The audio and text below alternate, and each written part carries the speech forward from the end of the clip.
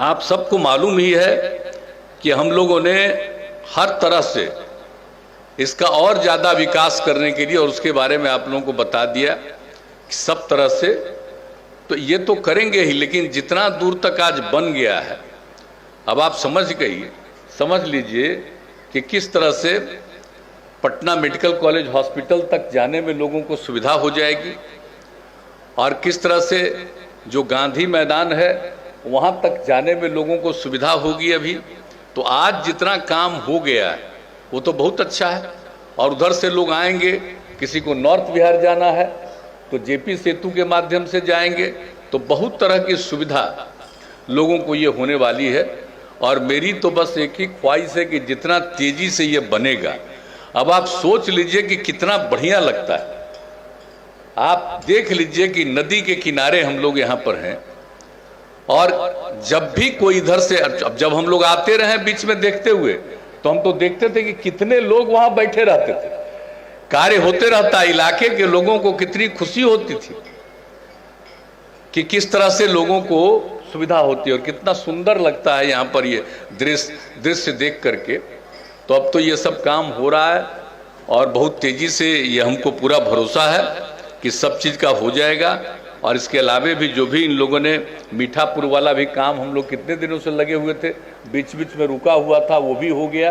अब कितनी सुविधा हो गई है, तो सब जगह से। और अटल पथ का जो फेज 2 कह रहे हैं, इसका भी उसका आगे विस्तार करने का हो गया। अब कितना ज़्यादा लोग जुड़ गए और क्या बढ़िया ढंग से हो गया। और अभी तो मान लीजिए कि हम लोग जितना दूर तक, मतलब PMCH तक किसी को अगर जाना है, वहाँ से यहाँ आना है, तो ये सब तो करेंगे।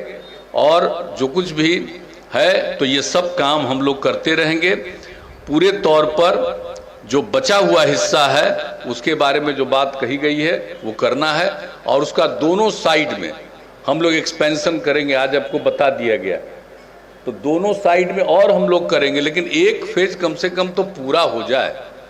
और ये जब पूरा हो जाएगा तो कितनी सहूलियत होगी। किस तरह से आप देख रहे हैं कि लोगों को एक ही रास्ता होने से कितनी तरह की दिक्कतें होती है। अब ये बन जाएगा तो लोगों को आने जाने में कितनी सहूलियत होगी।